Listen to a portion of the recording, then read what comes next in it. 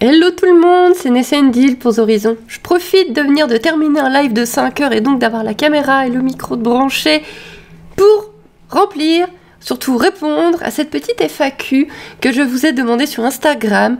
Comme d'habitude, Hacienda & Co, c'est mon Instagram pour les animaux. Il sert beaucoup, vous avez des nouvelles de la sauterelle dessus, des chiens, tout ça. Et donc je vous ai demandé récemment si vous aviez des nouvelles questions. Du coup, on fait une petite FAQ aujourd'hui. Et si vous voulez me retrouver en live, eh bien c'est sur Twitch, c'est Nessendil sur Twitch. On fait des jeux vidéo, mais des fois, souvent même, on papote. Et quand on papote, ça dévie vraiment quasiment toujours sur les animaux. Hein. On va pas se mentir. Hein. Du coup, c'est parti pour vos petites questions. Il y a Inès MR qui me demande: est-ce que tu vas monter des chevaux dans ton nouveau club?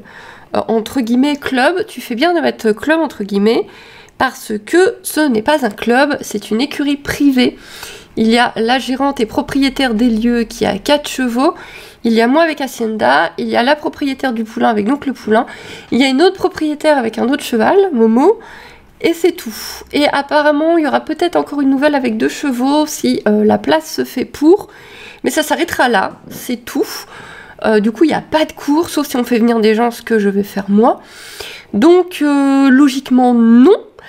Mais c'est quand même en discussion avec la gérante parce que j'aimerais bien des cours de classique pour voir la différence avec le western, pour continuer à progresser, ne serait-ce qu'au niveau de mon équilibre et de mon assiette, continuer à monter à cheval pour continuer à progresser, tout simplement. Et apprendre toujours plus, apprendre toujours des choses. Et c'est aussi en discussion avec une amie dans son club à elle. Bref, je suis en train de regarder autour de moi des moyens de monter à cheval, mais je voudrais monter donc des chevaux adultes formés pour ne pas leur apprendre de bêtises, des chevaux qui savent déjà ce qu'ils ont à faire. Comme ça, si je fais une bêtise, c'est pas trop grave.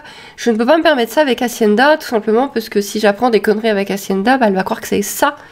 Donc c'est le gros souci que j'ai avec Hacienda, mais ça on va sûrement en reparler parce que vous allez avoir d'autres questions à ce propos-là, à ce sujet-là. Mais oui, j'essaie de trouver des chevaux adultes, débourrés, habitués à monter pour continuer à apprendre. Élevage du Sud 12 me demande: quand feras-tu saillir Hacienda? Alors on n'est même plus au stade. Est-ce que Hacienda aura un poulain un jour? Non, c'est quand est-ce qu'elle va être saillie? Je ne sais pas. Je suis en train de secouer le bureau. Je ne sais pas. Je pense qu'Hacienda aura un poulain un jour, oui. Mais il me faut beaucoup d'argent puisqu'il faut payer la saillie.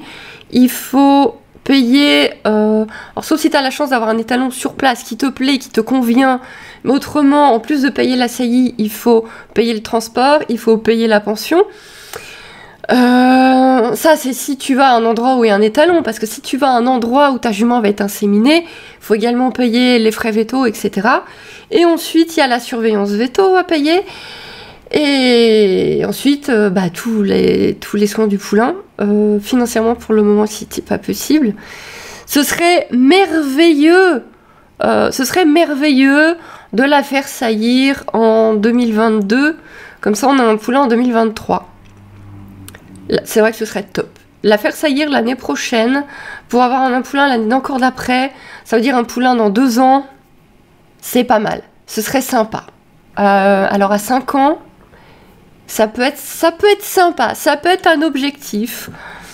On n'y est pas encore. Il y a Noé Toussaint qui demande: est-ce que tu reprendras un coq ou élever une nouvelle race de poules? Referas-tu des incubations? Alors je ne vais pas acheter de coq, ça non, ni récupérer un coq parce que les coqs ça se donne assez facilement, moi c'est ce que j'ai toujours fait avec les miens. Par contre, je veux toujours élever des poules Serama, des petites poules Serama qui sont vraiment, que ce soit la lignée thaïlandaise ou la lignée US, les lignées, c'est des mini poules, ça fait le poids d'une caille. Donc je veux toujours élever ces mini poules là.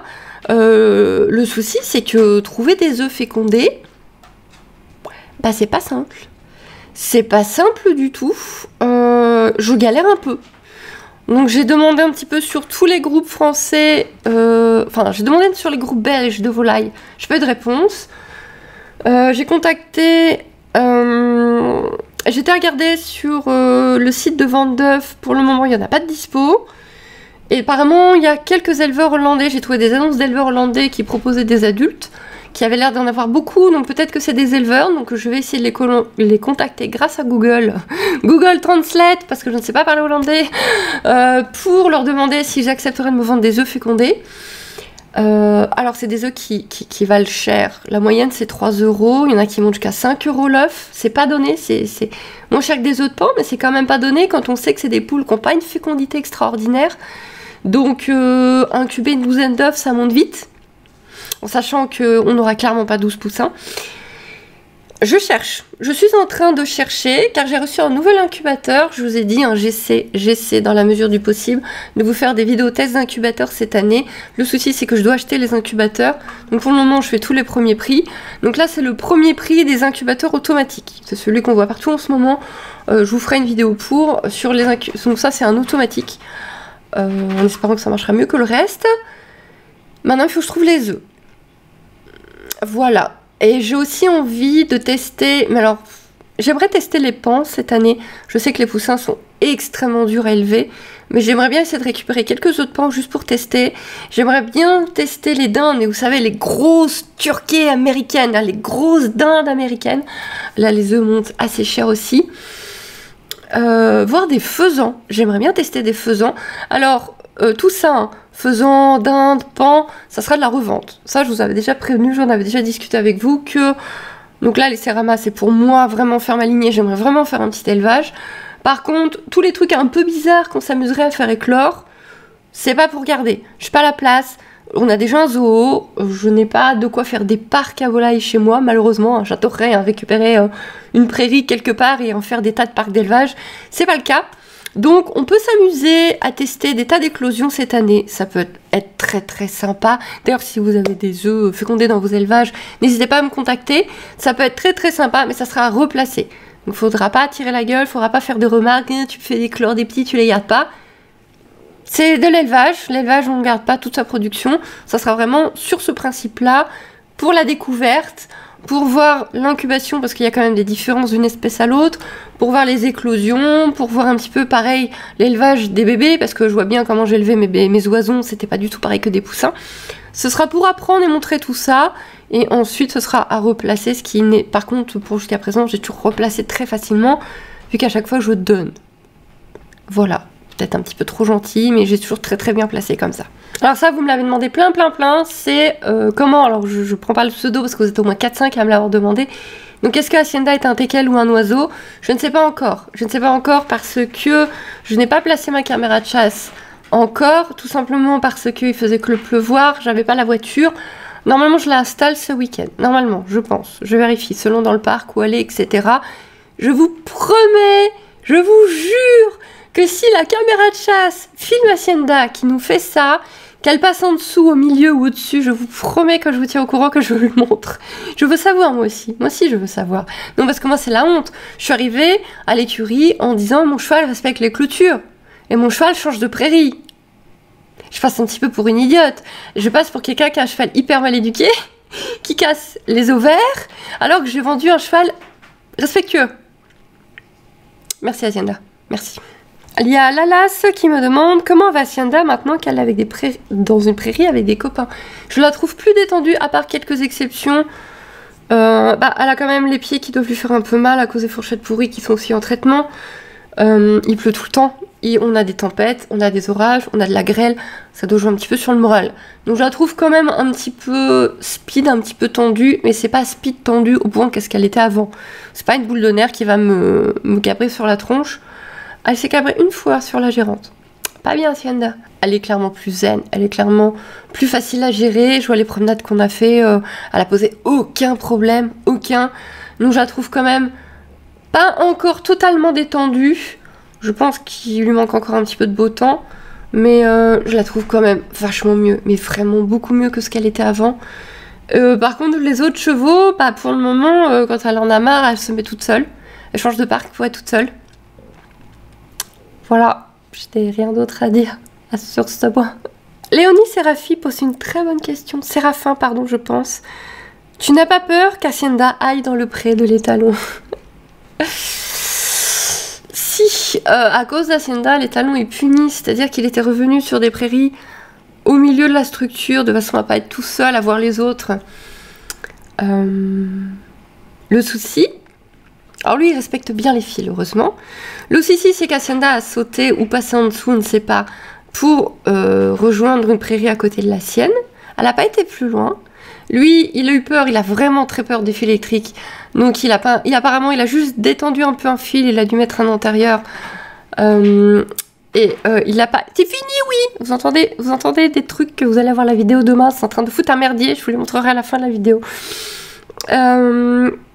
Et ça n'a pas été plus loin. Elle n'a pas été plus loin, lui, il a eu trop peur du fil.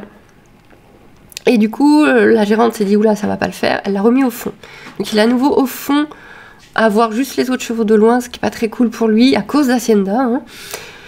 Donc si, j'ai peur qu'on la retrouve dans le parc de l'étalon, parce qu'en plus, elle pourrait se faire mordre et compagnie, surtout si elle n'est pas en chaleur à ce moment-là, qu'elle l'envoie chier, il va peut-être pas aimer la blague. L'avantage, si on doit trouver du positif, c'est que il est potentiellement stérile. En fait, il y a déjà pas mal de temps, des médicaments pour être infertile pendant quelques mois. C'était une histoire de pension où il devait être, etc. Mais visiblement, ça dure plus longtemps que prévu parce que la gérante a essayé de lui faire des petits avec une de ses juments. Elle a fait plusieurs saillies qui n'ont rien donné. La jument est restée vide, donc du coup, c'est lui qui est potentiellement stérile. Donc, ce serait potentiellement pas trop grave. On essaie que ça n'arrive pas. Mais c'est des animaux, on peut pas tout gérer. Surtout quand ils ont de l'eau dans le crâne. Y a Fanny Landry qui me demande, est-ce que tu penses remonter à Hacienda plus tard? Oui, bien sûr, je vais continuer le débourrage, pas toute seule. Je vais continuer le travail à pied et l'éducation à pied seule. Le travail monté, je vais le faire encadré. Tout simplement... parce que je n'ai pas l'expérience pour apprendre à ma jument comment avancer, comment s'arrêter. Je me trompe peut-être, mais je trouve que... Alors, je sais le faire quand je suis sur un cheval, hein, mais moi, je trouve que je n'ai pas l'expérience suffisante pour l'apprendre à un cheval. J'ai l'expérience plus ou moins suffisante pour gérer un cheval, pour monter à cheval. J'ai énormément à apprendre, je fais sûrement beaucoup d'erreurs, mais du coup, je n'ai pas le niveau pour apprendre à un poulain ce qu'il doit savoir. Donc j'ai besoin d'un professionnel pour m'encadrer et pour m'aider à débourrer mon cheval. Limite, j'ai vraiment besoin que quelqu'un la monte et la débourre en fait. Voilà, je vais tâcher de me faire encadrer et d'avancer de ce côté-là parce que c'est pas un travail que je veux faire seul, c'est trop dangereux pour moi, pour la jument de faire une erreur, de lui blesser le dos, de lui blesser que sais-je encore. Donc oui, bien évidemment, je compte monter mon cheval. C'est pas ma priorité, je passerai pas ma vie dessus. Mais oui, il y aura un peu de travail monté, ça viendra à un moment donné, vous le verrez sur la chaîne à un moment donné, je peux pas vous dire quand, puisque tout ça bien sûr a un coût de payer des professeurs. Donc voilà, mais on va y aller tranquillement, elle a que 4 ans. Elle a que 4 ans, donc oui, on va apprendre quelques trucs, on va reprendre le travail tout doucement, de façon à 5 ans à pouvoir commencer à faire quelques trucs. Mais ma priorité, je ne pense pas, sera le travail monté. J'ai beaucoup d'objectifs à pied. Voilà, je suis désolée si c'est pas ce qui vous intéresse. Voilà, vous verrez bien ce qui va arriver sur la chaîne concernant Hacienda. Mais en tout cas, vous adorez les vlogs. Les vlogs avec Hacienda, les vues montent de plus en plus. Vous aimez bien quand même la voir, vous aimez bien quand même ce qu'on fait. Et je suis contente si ça vous intéresse, si ça motive les gens à faire du travail à pied. Parce que c'est tellement important en vrai, et on ne nous l'apprend pas assez que c'est super important en fait. Il y a Angie qui pose une super question qu'on m'a jamais posée. Si tu avais pu choisir le prénom d'Hacienda, tu l'aurais appelé comment? C'est une super question parce que quand on achète un cheval, il a un prénom. Le seul moyen de donner un nom à un cheval, c'est de le faire naître. Et en général, à part de très rares exceptions, et si vous avez acheté un cheval qui n'a pas déjà de nom, c'est super bizarre, puisque les chevaux leurs noms sont vraiment donnés à la naissance. Autant les chiots, les chatons, des fois on a le temps, surtout les élevages où on réserve à l'avance de donner un nom. C'est pareil sur les poulains. Il y a carrément, j'ai vu qu'il se faisait carrément des réservations in utero. Vous pouvez réserver un poulain qui est encore dans le ventre de sa mère, choisir les parents et tout. Ça, c'est vraiment pour les chevaux qui coûtent une blinde de compète et tout. Mais si vous achetez un cheval comme monsieur et madame tout le monde, votre cheval, il aura un nom. Et du coup, Hacienda, non, c'est pas moi qui ai choisi Hacienda. Le souci, c'est qu'en France, puisqu'Hacienda est française, c'était l'année des H. Et vous connaissez un beau nom en H, vous? Je pense que j'aurais cherché un prénom indien, parce que je trouve que c'est ce qui va bien à un pie. Un cheval pie. Je pense que j'aurais essayé de trouver un nom indien commençant par un H. Un nom indien sapa commençant par un H. Là, j'en ai pas en tête. Ou alors j'aurais dit Balek la lettre, ou alors on le fait comme les chiens et les chats, H, apostrophe, et derrière on met le nom qui nous plaît. Et du coup ça aurait peut-être été Luna. C'est un prénom que j'adore. C'est le prénom que j'aurais donné à ma fille. Mais c'est pas... Finalement, c'est monsieur qui a gagné sur le choix du prénom. Ma fille s'appelle Evie, pour ceux qui savent pas. Et du coup, ouais, une petite Luna. J'aurais bien aimé une petite Luna. D'ailleurs, si Hacienda avait eu un poulain cette année, et que ça avait été une pouliche, ça aurait été Luna. Ou du coup, si ça avait été bien H, bah ouais, j'aurais cherché un prénom indien, je pense. Mais là, en tête, j'en ai pas. Mais c'est une bonne question que je m'étais même jamais posée, en fait. Alors, Neko Olivet, que conseilles-tu pour avoir un cheval? Car moi, plus tard, j'aimerais m'en prendre un. C'est mon rêve. Je pense que c'est le rêve de beaucoup de personnes. De beaucoup de personnes. Avoir toujours de l'argent de côté. Parce que tu vas avoir des frais vétos pas prévus qui peuvent être terribles. Avoir un compte avec des sous pour. Après, en France, vous avez des très très bonnes assurances. Nous, en Belgique, elles coûtent une blinde. Et quand, visiblement, des infos que j'ai eues, quand il t'arrive un problème, tu peux toujours courir après. En Belgique, on a plutôt tendance à dire et de l'argent de côté. En France, vous avez vraiment des bonnes assurances, pas trop chères. Donc peut-être plutôt prendre une assurance dans ce cas-là. Voilà, donc avoir l'argent de côté. T'entourer. T'entourer parce que même si tu as fait des années d'équitation, bah, quand tu te retrouves toute seule confrontée à ton cheval, c'est bien d'avoir appris à monter, mais tu vas te retrouver avec des problèmes dans la vie du quotidien que tu vas pas savoir gérer, un sabot qui pourrit, le cheval qui a une réaction bizarre, qui a un mauvais comportement à pied, qui te respecte pas. T'as beau être la meilleure cavalière du monde sur son dos, tu vas te retrouver confrontée à des problèmes au sol, à des problèmes de santé, à des problèmes de la vie de tous les jours, trouver un pareur, trouver un dentiste, trouver un véto compétent, trouver un ostéopathe compétent. Donc être entouré, avoir déjà des bases, fouiller déjà autour de toi, prendre des informations, c'est quoi le meilleur ostéopathe de la région, c'est quoi le meilleur si, machin et tout. Ensuite, prendre un cheval qui convient à ce que tu veux faire. Tu vas trouver des milliers, je ne plaisante pas, en tout cas en Belgique on a vraiment des dizaines d'annonces par jour de chevaux. Tu vas trouver des chevaux, des poneys de toutes sortes, de toutes races, de tout âge, de toutes couleurs.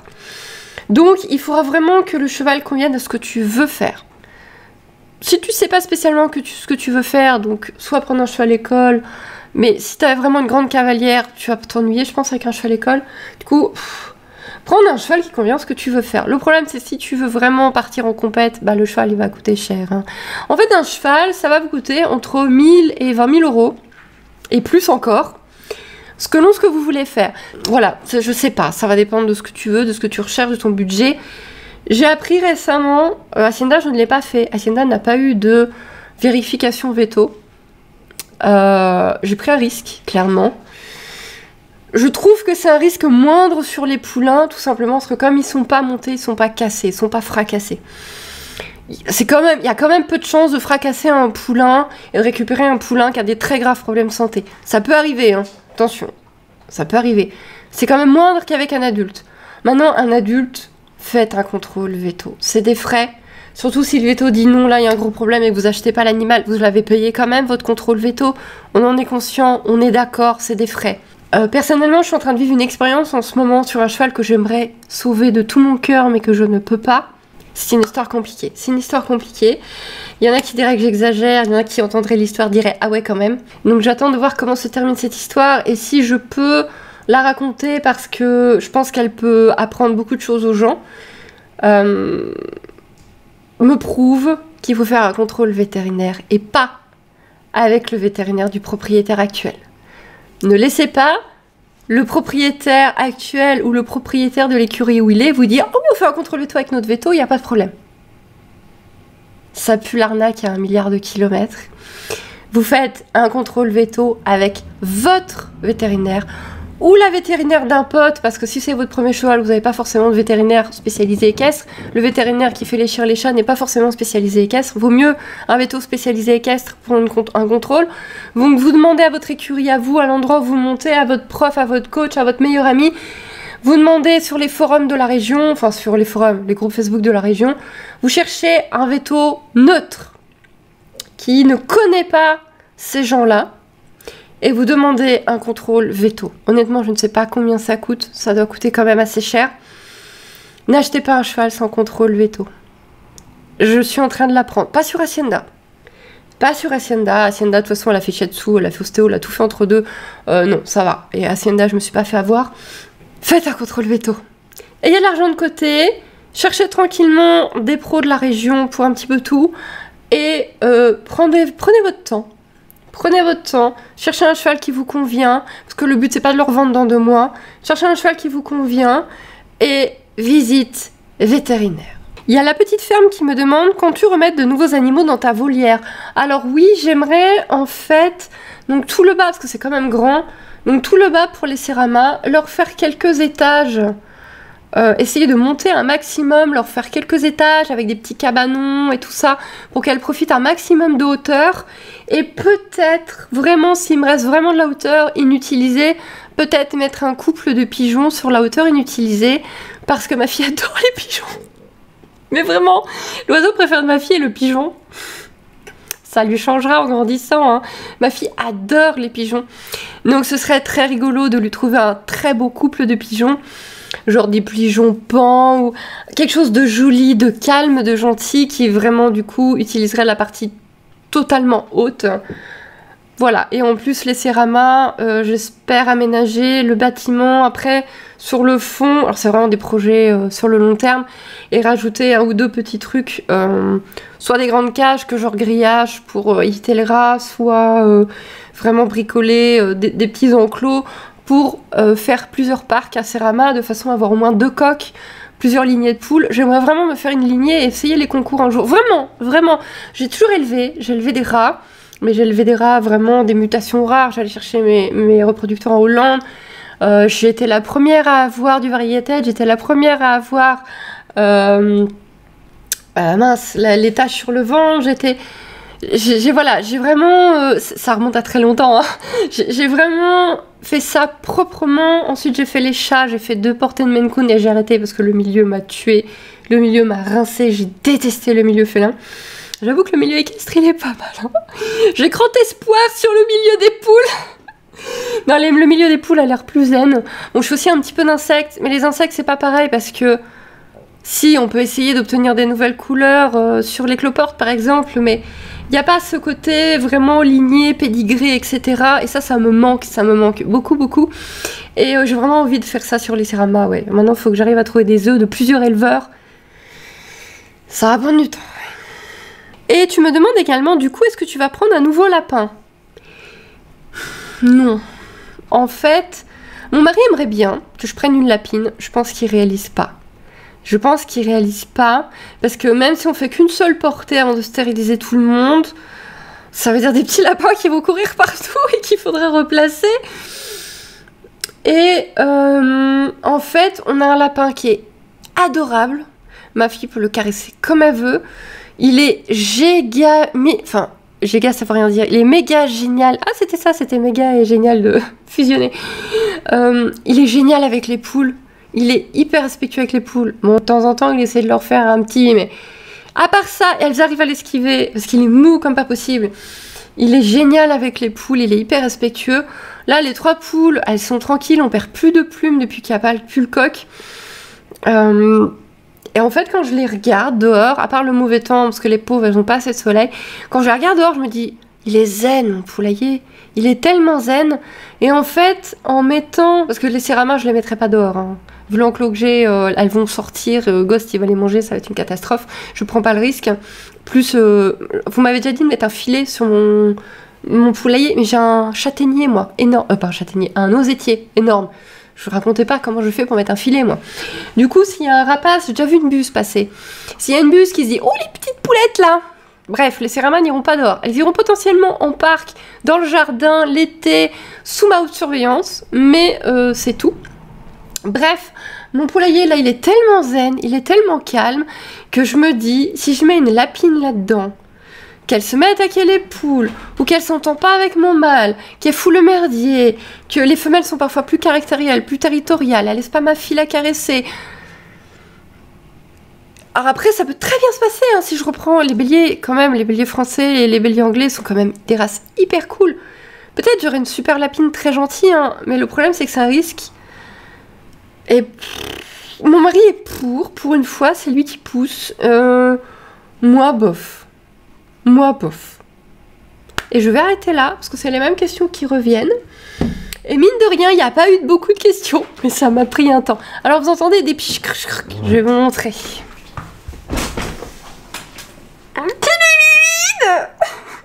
Les pauvres, j'aurais crié dans les oreilles. Étincelle, cristal. Vous les verrez demain. Vous avez une petite vidéo qui sort demain. Ça fait bientôt 2 semaines qu'elles sont à la maison. Voilà, je vous les montre pas plus. Les petits culs qui grimpent partout et qui avancent. Mais non, vous allez... Oh, mais vous avez un de ces bides. Non, mais regardez-moi ce bide. Ouais, hein. Non, c'est un fond de café. Tu n'as pas le droit de boire du fond de café. Allez, foutez-moi le camp. Voilà. Donc, continuez à regarder la chaîne. Yacinda, il y a plein de choses qui arrivent. Je vous fais des bouchous et je vous dis à bientôt. Bye bye.